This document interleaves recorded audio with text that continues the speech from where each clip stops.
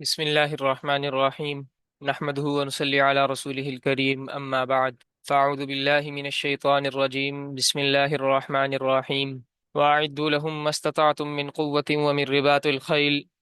ترهبون به عدو الله وعدوكم وآخرين من دونهم لا تعلمونهم الله يعلمهم وما تنفقوا من شيء في سبيل الله يوفى إليكم وأنتم لا تظلمون. وعن علي بن أبي طالب رضي الله تعالى عنه قال: كانت بيد رسول الله صلى الله تعالى عليه وسلم قوس عربية فرأى رجلا بيده قوس فارسية فقال: ما هذه؟ ألقها وعليكم بهذه وأشباهها ورماح القنا فإنهما يزيد الله لكم بهما في الدين ويمكن لكم في البلاد. آج ہمارے کورس کا تیسرا دن ہے اور آج کے سبق کا جو پہلا موضوع ہے وہ کل کے اسباق ہی کا ایک تسلسل ہے۔ کل ہم نے اللہ تبارک و تعالیٰ کے راستے میں تیر اندازی کے حوالے سے فضائل پڑھے تھے، سمجھے تھے۔ آج ہم عربی کمان اور عربی کی جو مشابہ کمانیں ہیں ان کے حوالے سے ان کے فضائل، فوائد اور دیگر کچھ ابحاث آپ سے عرض کریں گے۔ عربی کمان سے تیر اندازی کرنا اور عربی کمان کے فوائد ظاہری، باطنی، جو پہلے فضائل آپ سے اور فوائد عرض کیے جا چکے ہیں وہ یقیناً عربی کمان کو بھی شامل ہیں، کیونکہ عربی کمان بھی ایک کمان ہے، لیکن باقی کمانوں سے اس کمان کی فضیلت زیادہ ہے، اس کمان کے استعمال کے فوائد زیادہ ہیں۔ حضور اکرم صلی اللہ تعالی علیہ وسلم نے فرمایا، حضرت انس بن مالک رضی اللہ تعالیٰ عنہ سے روایت ہے جو کہ ابن عساکر نے جس کی تخریج کی، ذکر کیا جسے، فرماتے ہیں کہ نبی اکرم صلی اللہ تعالی علیہ وسلم نے فرمایا کہ من اتخذ قوسا عربیتا وجفیرہا نفى اللہ عنہ الفقر 40 سنہ، کہ جس شخص نے عربی کمان بنائی، اپنے پاس رکھی اور اس کا ترکش، تو نفى اللہ عنہ الفقر 40 سنہ، اللہ تبارک و تعالی اس شخص سے فقر کو 40 سال تک دور فرما دیتے ہیں، یعنی 40 سال تک اس شخص کے قریب فقر نہیں آتا۔ یہ عربی کمان کی فضیلت میں انتہائی اہم روایت ہے، اور خود نبی اکرم صلی اللہ تعالی علیہ وسلم کی ترغیب بھی موجود ہے عربی کمان استعمال کرنے کے حوالے سے، جیسا کہ ابھی میں نے خطبے میں آپ حضرات کے سامنے ایک حدیث پڑھی جو کہ حضرت علی رضی اللہ تعالیٰ عنہ نے روایت کی، جو واقعہ روایت کیا، اور وہ سنن ابن ماجہ کے اندر موجود ہے۔ فرماتے ہیں کہ نبی اکرم صلی اللہ تعالی علیہ وسلم کے ہاتھ میں قوس عربیہ، ایک عربی کمان تھی، کانت بیدی رسول اللہ صلی اللہ تعالی علیہ وسلم قوس عربیہ فرآ رجلا، حضور صلی اللہ تعالی وسلم نے ایک شخص کو دیکھا، بیدی قوس فارسیہ، جس کے ہاتھ میں فارسی کمان تھی، فارسی یعنی اہل فارس کی کمان۔ فقال ما هذه، حضور نے کہا یہ کیا ہے؟ القیھا، اسے پھینکو، وعلیکم بہذہ واشباہہ، اور حضور صلی اللہ تعالی وسلم کے پاس جو کمان تھی، عربی کمان، حضور نے فرمایا کہ تم یہ ان کمانوں کو لازم پکڑو، واشباہہ، اور ان سے ملتی جلتی جو کمانے ہیں انہیں تم لازم پکڑو، ورماح القنا، اور عربی نیزے جو ہیں وہ تم استعمال کرو، فإنہما یزید اللہ لکم بہما فی الدین، کیونکہ اللہ تبارک و تعالیٰ ان کے ذریعے سے تمہارے دین میں جو ہے وہ ترقی عطا فرمائیں گے، وَيُمَكِّنُ لَكُمْ فِي الْبِلَادِ، اور اللہ تبارک و تعالیٰ تمہیں ملکوں میں، بلاد میں اقتدار نصیب فرمائیں گے۔ اب عربی کمانوں کا یہ باطنی فائدہ ہے جو کہ نبی اکرم صلی اللہ تعالی وسلم نے ارشاد فرمایا، حضرت علی نے روایت کی کہ عربی کمانیں اور عربی نیزے، اللہ تبارک و تعالیٰ ان کے ذریعے سے تمہیں شہروں میں اقتدار نصیب فرمائیں گے، اللہ تبارک و تعالیٰ ان کے ذریعے سے تمہیں دین میں جو ہے وہ ترقی نصیب فرمائیں گے۔ اور عربی کمان کے حوالے سے دیگر روایات بھی ملتی ہیں جن کے اندر نبی اکرم صلی اللہ تعالی علیہ وسلم نے عربی کمان کے استعمال کی ترغیب دی، اور جو فارسی کمانیں ہیں ان کے حوالے سے نبی اکرم صلی اللہ تعالی علیہ وسلم نے یہ فرمایا کہ یہ ملعون ہے، اور جس نے انہیں جو ہے استعمال کیا وہ بھی ملعون ہے۔ جو ابھی میں نے آپ کے سامنے روایت پڑھی اس کے اندر حضور نے فرمایا ما هذه القیھا، وہ روایت جو ہے علی نقل فرما رہے ہیں، اس میں فرمایا تھا یہ کیا ہے، اسے پھینک دو۔ اور پھر آگے حضور صلی اللہ تعالیٰ علیہ وسلم نے عربی کمان کے استعمال کی ترغیب دی۔ لیکن ایک اور روایت ہے، اس کی سند کے حوالے سے کچھ گفتگو نہیں کرتا، لیکن یہ کہ نبی اکرم صلی اللہ تعالیٰ علیہ وسلم نے فرمایا، ایک شخص کو دیکھا اس کے ہاتھ میں فارسی کمان تھی، تو حضور صلی اللہ علیہ وسلم نے فرمایا کہ القیھا فانھا ملعونہ، اسے پھینکو یہ ملعون ہے،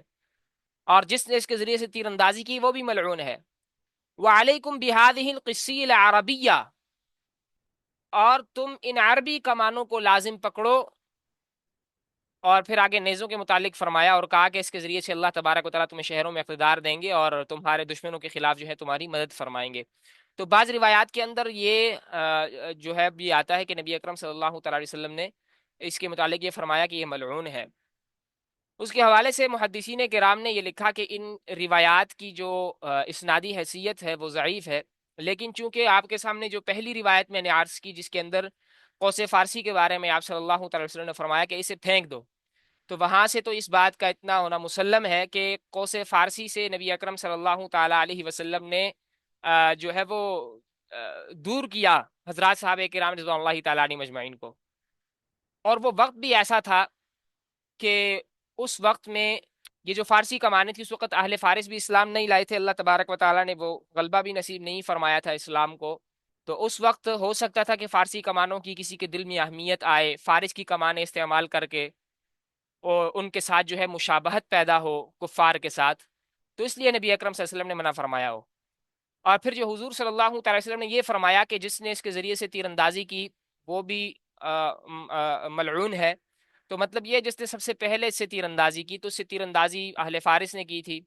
اور اسی طرح نمرود کے متعلق بھی آتا ہے کہ اس نے اس کمان کے ذریعے سے جو ہے وہ تیر چلائے تھے، تو اسے نبی اکرم صلی اللہ علیہ وسلم نے ملعون قرار دیا۔ تو یہاں سے یہ بات سمجھ میں آتی ہے، اور شریعت کے دیگر ضابطوں کو، دیگر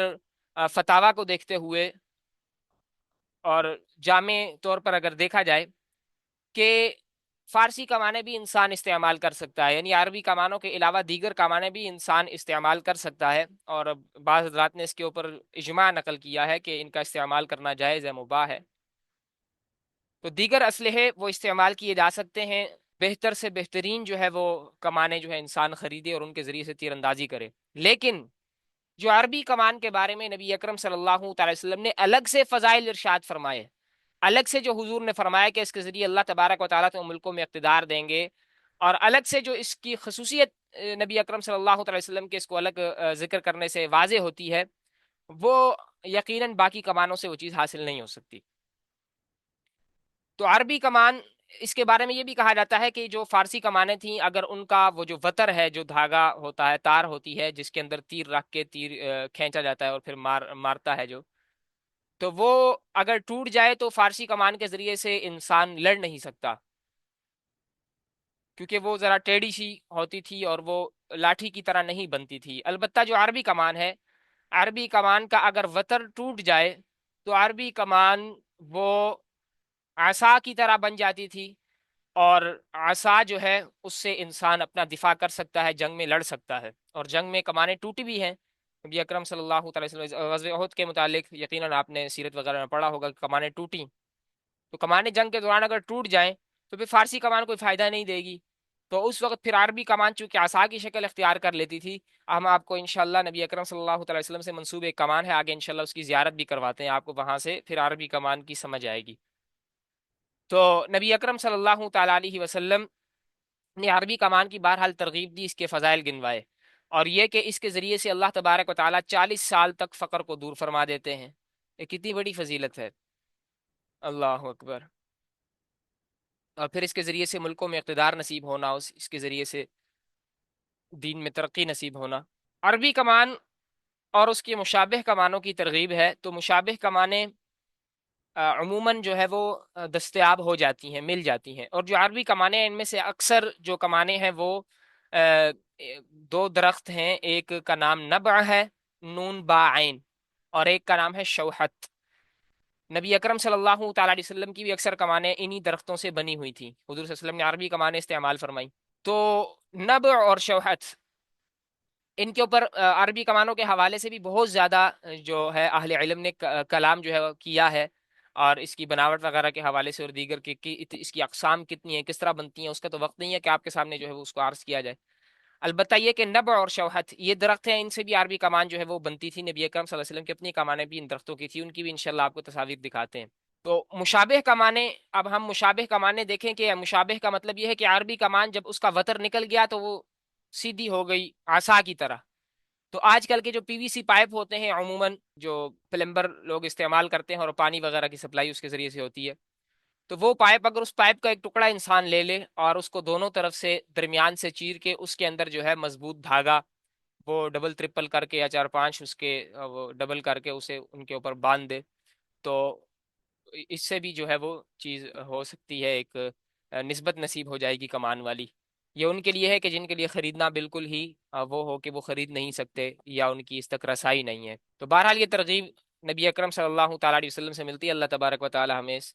ترغیب پہ عمل کرنے کی توفیق نصیب فرمائے۔ حضور اکرم صلی اللہ تعالیٰ علیہ وسلم کی کمانوں کے متعلق مختلف کتب میں 6 نام جو ہیں وہ آتے ہیں، نبی اکرم صلی اللہ تعالی وسلم کی 6 کمانوں کا ذکر آتا ہے۔ پہلی ہے الروحا، دوسری الصفراء، تیسری البیضاء، اور چوتھی الزوراء، پانچویں الکتوم، اور چھویں ہے السداد۔ اب یہ نام جو نبی اکرم صلی اللہ تعالی وسلم کی کمانوں کے ہیں، اس نسبت سے ہم اپنی کمانوں کے بھی ان ناموں میں سے کوئی نام جو ہے وہ رکھ سکتے ہیں۔ یہ روحا، صفراء اور بیضاء، یہ جو پہلی 3 کمانیں ہیں یہ نبی اکرم صلی اللہ تعالی علیہ وسلم کو بنو قینقاع سے ملی تھیں، اور جو دوسری 2 کمانیں ہیں الزوراء اور الکتوم، اس میں سے جو الکتوم ہے اسے الکتوم اس لیے کہا جاتا تھا کہ تیر چلاتے وقت اس کی آواز جو ہے وہ بہت کم ہوتی تھی، اور السداد یہ بھی نبی اکرم صلی اللہ تعالی علیہ وسلم کی ایک کمان کا نام ہے، اس کے ساتھ ایک ترکش تھا، اس کا نام کافور تھا، ترکش یعنی جس کے اندر تیر وغیرہ رکھے جاتے ہیں۔ اور یہ جو روحا اور صفرا کمانیں ہیں، یہ پہلی 2 یہ نبع درخت کی جو ہیں بنی ہوئی تھی، اور بیضاء کے متعلق آتا ہے جو تیسری ہے بیضاء، یہ شوحت درخت سے بنی تھی جو کہ نبی اکرم صلی اللہ علیہ وسلم کو بنو قینقاع سے ملی تھی۔ اور یہ 2 درخت، یہ آپ کو اس کی تصویریں نظر آ رہی ہیں، یہ بائیں طرف شوحت ہے اور دائیں طرف نبع ہے، یہ 2 درخت ہیں، ان سے یہ بنی ہوئی کمانیں تھیں نبی اکرم صلی اللہ تعالی علیہ وسلم کی، اور اکثر عربی کمانیں وہ ان درختوں سے جو ہیں وہ بنائی جاتی تھیں۔ یہ دیکھیں نبی اکرم صلی اللہ تعالی وسلم سے ایک منسوب کمان، یہ جو آپ کو ایک تصویر میں نظر آ رہی ہے، سبسی جو تصویر ہے اس میں، یہ توپ کاپی میوزیم استنبول کے اندر یہ موجود عربی کمان ہے، نبی اکرم صلی اللہ تعالی علیہ وسلم سے منسوب۔ اب اس کمان کا نام کیا ہے وہ نام تو مجھے نہیں مل سکا،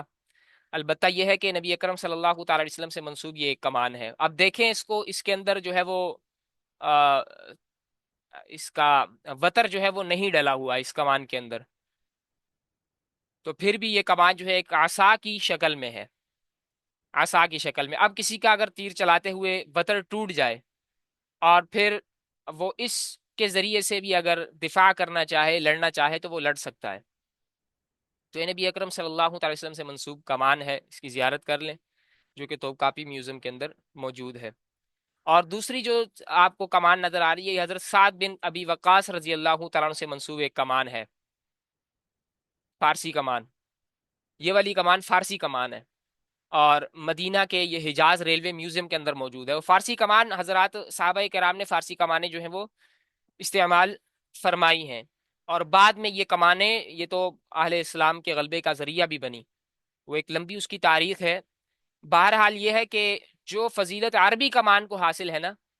وہ پھر فارسی کمان کو، فارسی کمان سے آپ کو دیگر سارے فوائد اور فضائل نصیب ہو جائیں گے، لیکن عربی کمان کی فضیلت اور اس کی آقا مدنی صلی اللہ تعالی علیہ وسلم سے نسبت یہ اپنی جگہ پر مسلم ہے۔ جیسا کہ آپ سے عرض کیا تھا کہ دیکھیں جس چیز کو نبی اکرم صلی اللہ علیہ وسلم سے نسبت حاصل ہو جائے، اور اس کی کل میں نے آپ کو مثال دی تھی مسواک کی، کہ مسواک یہ ایک تو اس کے ذریعے سے صفائی کرنا ایک سنت یہ ہے، دوسرا مسواک کا لکڑی ہونا یہ الگ سنت ہے، کیونکہ حضور صلی اللہ علیہ وسلم نے لکڑی کی مسواک استعمال کی، تو لکڑی کو حضور سے نسبت حاصل ہو گئی مسواک کی شکل میں، تو اب وہ جو لکڑی، مسواک کا لکڑی ہونا یہ بھی سنت کہلائے گا۔ اب اگر کوئی لکڑی والی مسواک استعمال کرتا ہے، لکڑی، تو اسے دونوں سنتیں نصیب ہوتی ہیں، اجر زیادہ ہے۔ اگر کوئی ٹوتھ برش کے ذریعے سے دانت صاف کرتا ہے تو وہ ایک سنت پہ عمل کر رہا ہے، جو کہ صفائی والی سنت ہے، اگر سنت کی نیت سے وہ کر رہا ہے تو عربی کمان کو یقیناً نبی اکرم صلی اللہ تعالی وسلم سے نسبت حاصل ہے، اور نبی اکرم صلی اللہ تعالی وسلم کے فرامین اس کے بارے میں جو ہیں وہ موجود ہیں۔ باقی یہ کہ بہتر سے بہتر چیزیں جو ہیں وہ ہم اپنے استعمال میں لائیں، اور جس چیز کا جتنا فائدہ ہو اتنا جو ہے وہ ہم اسے اپنے استعمال میں لائیں،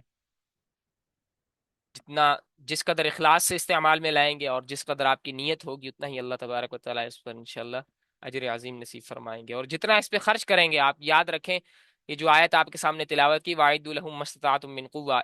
نبی اکرم صلی اللہ علیہ وسلم فرمایا کہ اللہ تبارک و تعالیٰ نے فرمایا کہ کافروں کے خلاف جو ہے وہ قوت تیار کرو جتنا تم سے ہو سکتا ہے، اور آخر میں اسی آیت کے آخر میں فرمایا وَمَا تُنفِقُوا مِن شَيْءٍ فِي سَبِيلِ اللَّهِ يُوَفَّ إِلَيْكُمْ، کہ اگر تم یہ سوچ رہے ہو کہ تمہارا مال لگے گا ان چیزوں کے اوپر، تمہارا پیسہ لگے گا، تو ما تنفقوا من شيء في سبيل اللہ، جو بھی تم اللہ کے راستے میں خرچ کرو گے، یوفا الیکم، وہ تمہیں پورے کا پورا ملے گا، وانتم لا تظلمون، تمہارے اوپر ظلم نہیں کیا جائے گا، تمہیں تمہارے لیے کوئی کمی نہیں کی جائے گی، بلکہ پورا کا پورا اس کا بدلہ اللہ تبارک و تعالیٰ وہ آپ کو دیں گے۔ تو اب انسان پھر کھل کر ان چیزوں پر جو ہے وہ خرچ کرنا چاہیے تاکہ دشمن جو ہے وہ مرعوب رہیں، اور یہ ایک ایسا ضابطہ، ایسا اصول ہے کہ پوری دنیا اسے اپنا رہی ہے۔ آپ دیکھیں پوری دنیا کے اندر وہ اپنے دفاعی بجٹ کتنا رکھتے ہیں، تو وہ ایک فوج کی حیثیت سے، ایک حکومت کی حیثیت سے رکھتے ہیں، تو ہم فرد کی حیثیت سے بھی یہ چیز کریں، کیونکہ قرآن نے ہم میں سے ہر ایک ایک کو مخاطب کیا ہے، اس سے مراد صرف حکومتیں نہیں ہیں،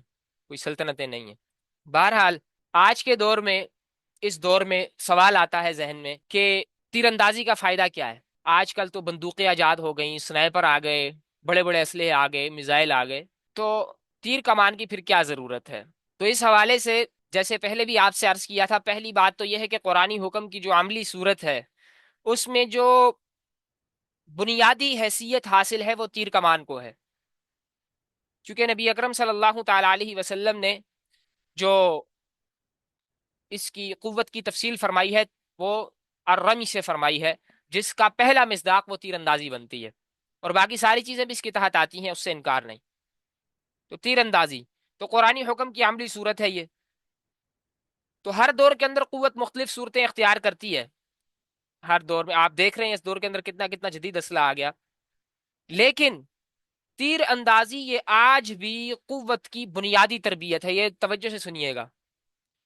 کہ تیر اندازی یہ آج بھی قوت کی بنیادی تربیت ہے۔ وجہ اس کی کیا ہے کہ یہ تیر اندازی یہ اصل قوت ہے، جو میں نے آپ کو بتایا تھا، میں نے کہا اس پر میں آپ کو وضاحت دوں گا، بنیاد ہے قوت کی، کنٹرول ہو گیا، ایم ہو گیا،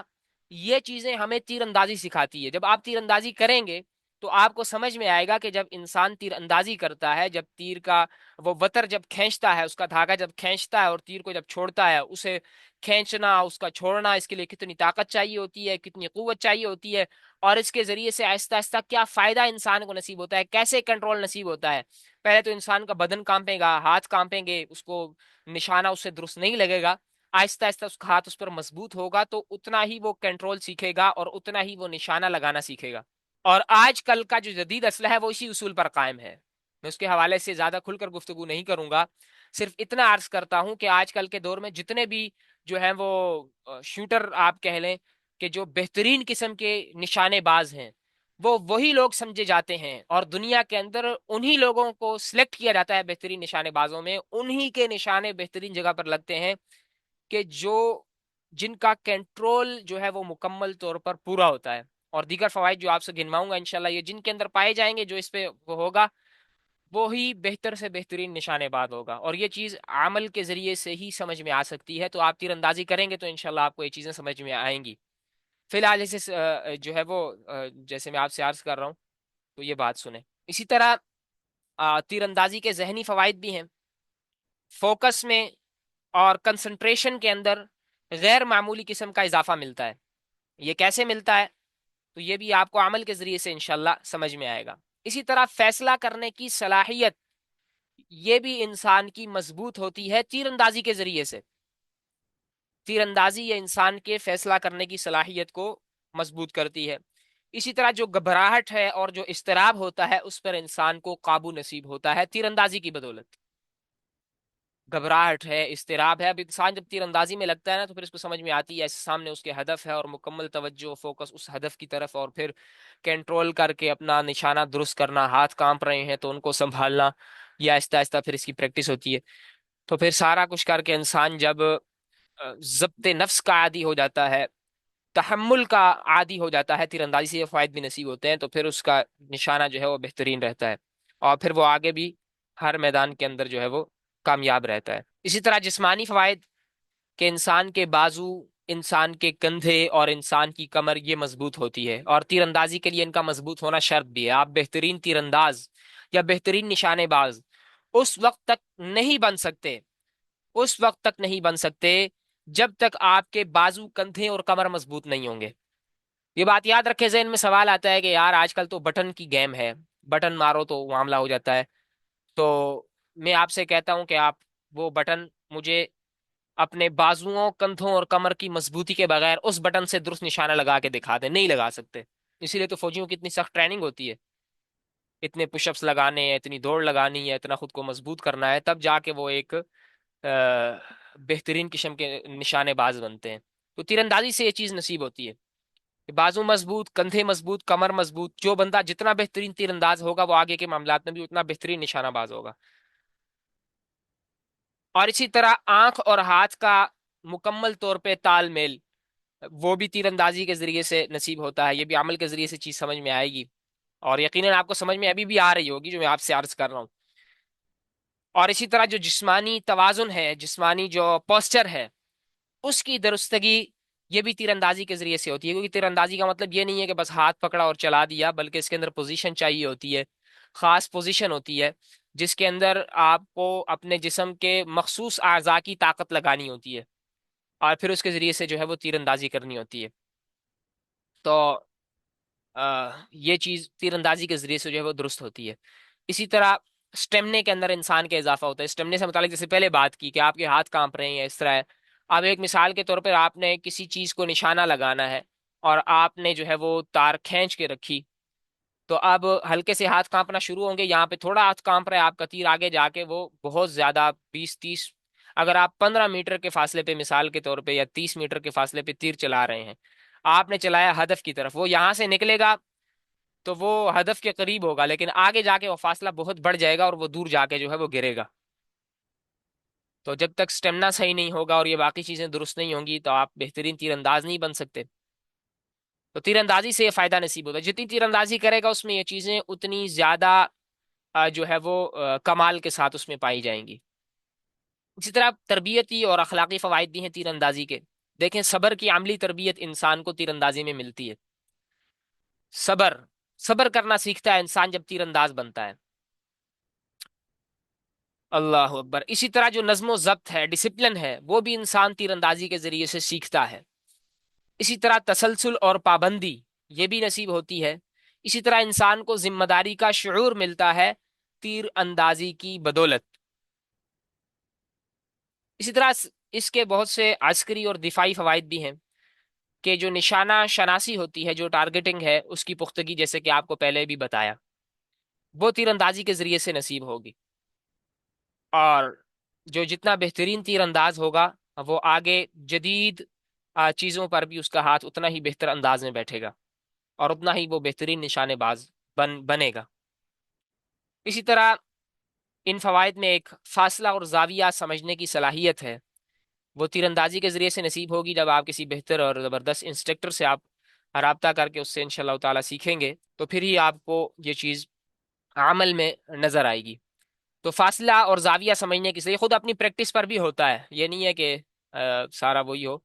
تو فاصلے اور زاویہ سمجھنے کی جو صلاحیت ہے یہ انسان تیر اندازی کے ذریعے سے بہترین طریقے پر سمجھتا ہے اور یہ فائدہ اسے نصیب ہوتا ہے. اور اسی طرح دفاعی سوچ جو ہوتی ہے انسان کی،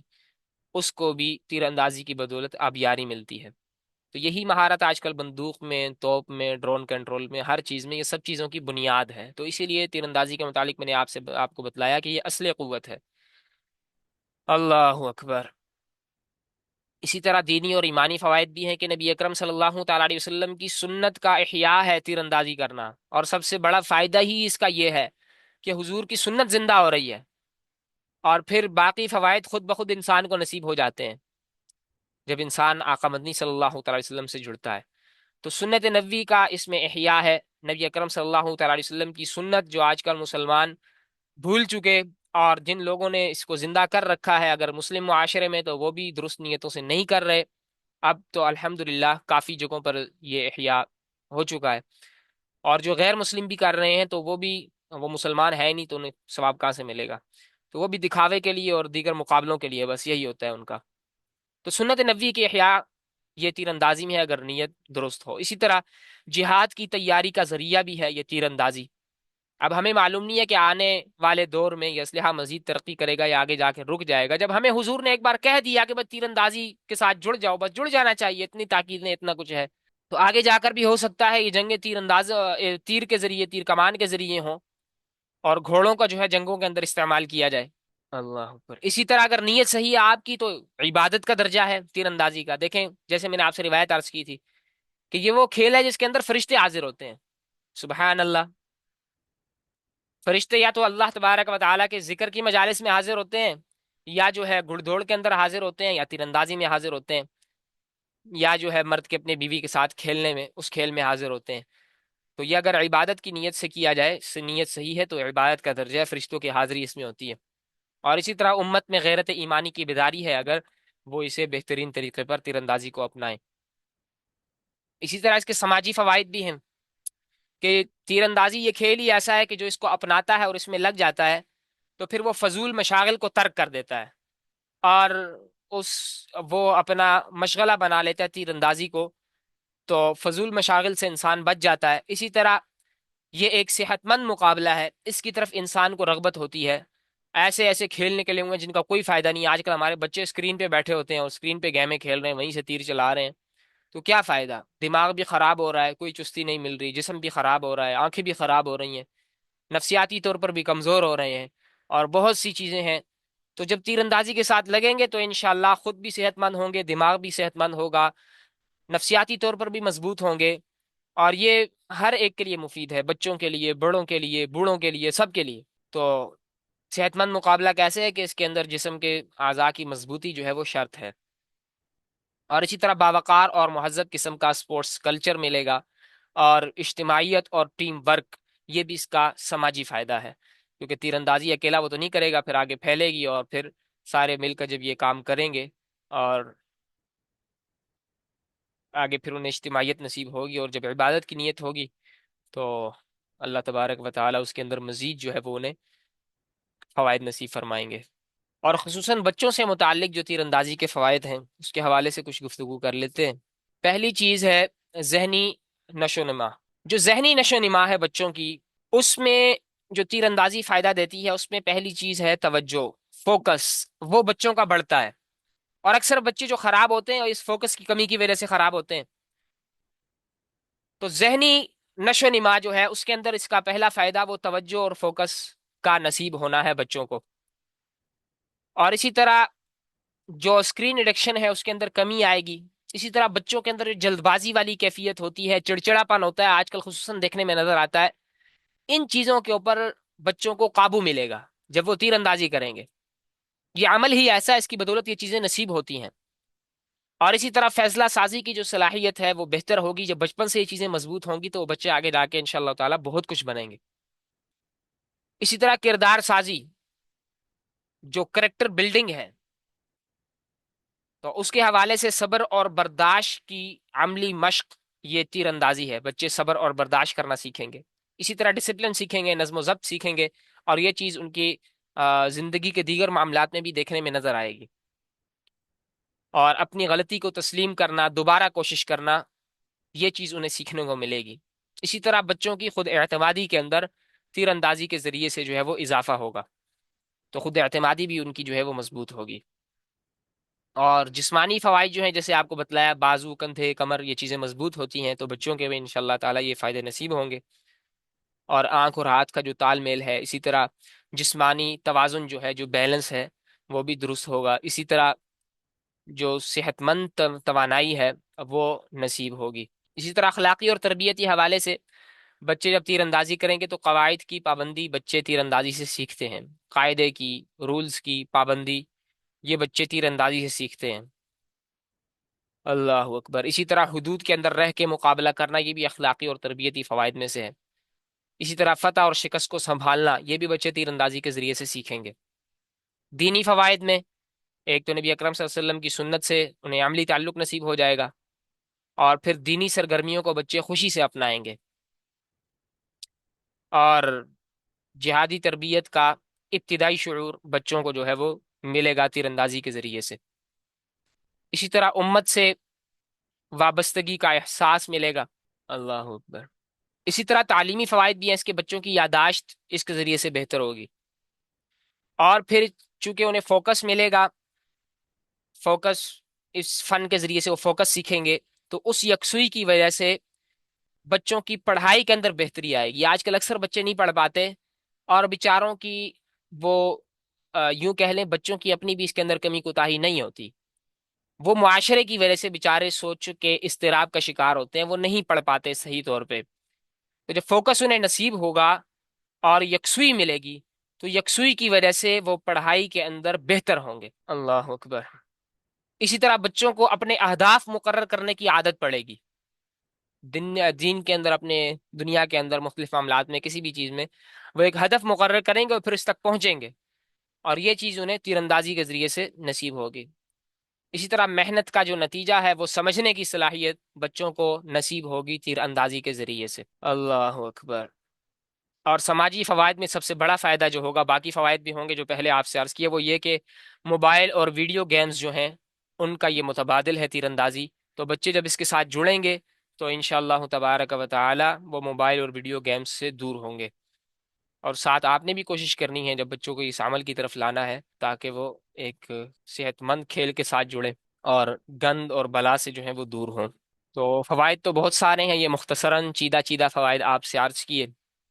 اللہ تبارک و تعالی ہم سب کو اسے عملی جامہ پہنانے کی توفیق نصیب فرمائے۔ تو عملی طور پہ کیا ہے، عمل ابھی سے شروع کر دیں، وہ یہ کہ خود اپنے ہاتھ سے ہی تیر بنا لیں۔ آپ کو یوٹیوب کے اوپر اس حوالے سے ویڈیوز بھی مل جائیں گی، آپ وہ دیکھ لیں، تیر بنا لیں۔ کمان پی سی وی پائپ کے ذریعے سے آپ بنا لیں، اور اس کے ذریعے سے فی الحال ابتدائی مرحلہ جو ہے وہ شروع کر دیں۔ اور اس کے بعد پھر آن لائن بہت سی کمانیں وہ مل بھی جاتی ہیں، انسان خریدے، لیکن آن لائن میں ریٹ کا جو حساب ہے وہ بعض مرتبہ بہت مہنگی کمانیں دے رہے ہوتے ہیں، جو درمیانے درجے کی کمانیں بھی ہوتی ہیں، تو اس کے حوالے سے بھی جو ہے وہ پریشانی سامنے آتی ہے۔ تو اس کے حوالے سے انشاءاللہ میں عرض کرتا ہوں۔ باقی ایک بھائی نے پوچھا ہے کہ بچیوں اور بیویوں کو سکھا سکتے ہیں؟ جی بالکل سکھائیں، اور سکھانا ضروری بھی ہے،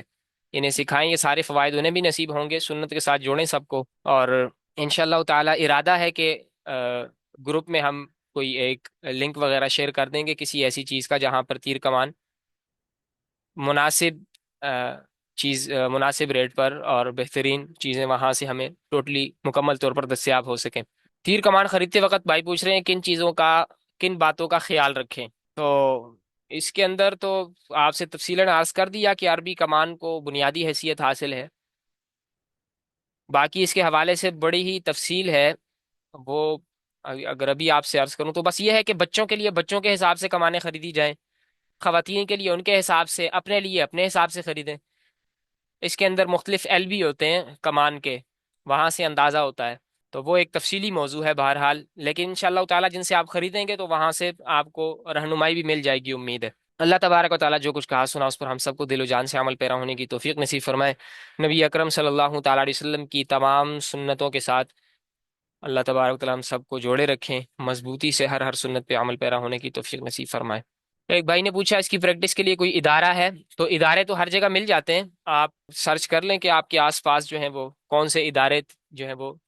تیر اندازی کروا رہے ہیں، انشاءاللہ تعالیٰ آپ کو مل جائے گا۔ جی بہترین چینل ہے۔ اللہ اکبر۔ تو عملی طور پر سیکھ سکتے ہیں آپ، آس پاس جگہ جگہ پہ آج کل کلب بنے ہوئے ہیں، آپ اپنی نیت درست کریں، اپنے ساتھ والوں کی نیت درست کریں، انہیں سمجھائیں، اس بارے میں احادیث انہیں بتلائیں، تو انشاءاللہ تبارک و تعالی بہت سے فوائد اور ثمرات نصیب ہوں گے۔ تو ملک پاکستان میں الحمدللہ اب پریشانی نہیں رہی، جگہ جگہ پر اس کی مشقیں ہوتی ہیں تیر اندازی کی، تو امید ہے انشاءاللہ آپ تھوڑا سا تلاشیں گے تو آپ کو کوئی نہ کوئی جگہ مل جائے گی۔ تو اللہ تبارک و تعالی عمل کی توفیق نصیب فرمائے۔ سبحانک اللہم و بحمدک، نشہد ان لا الہ الا انت، نستغفرک و نتوب الیک۔ السلام علیکم ورحمۃ اللہ وبرکاتہ۔